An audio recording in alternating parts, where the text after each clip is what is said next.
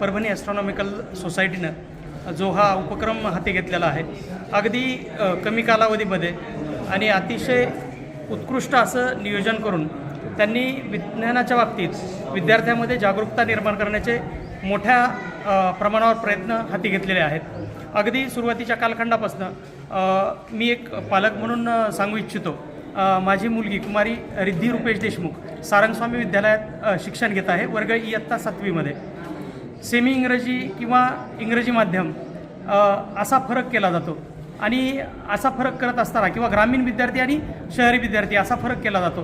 कारण काय तर त्यांना मिळणारे अपुरे संसाधन, ह्या संसाधनाअभावी बऱ्याच वेळेस प्रॅक्टिकल नॉलेज किंवा प्रत्यक्षात विज्ञानाचं दैनंदिन जीवनात काय महत्त्व आहे, कोणत्या कोणत्या घडामोडी घडतात याबद्दल मुलं अनभिज्ञ असतात. काही कालावधीपूर्वी परभणी ॲस्ट्रॉनॉमिकल सोसायटीनं एक उपक्रम हाती घेतला होता, तो सुद्धा अतिशय उत्तम होता की आकाशाचं निरीक्षण विद्यार्थ्यांना करण्यासाठी त्यांनी पाचारण केलं होतं.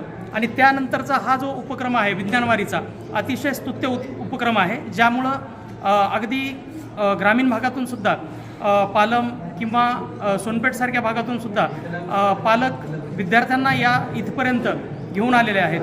विज्ञानाच्या बाबतीत सांगायचं म्हटलं तर जोपर्यंत दैनंदिन जीवनाशी विज्ञानाची संबंध लावला जात नाही तोपर्यंत माणसाला विज्ञान समजणं थोडंसं कठीण जातं.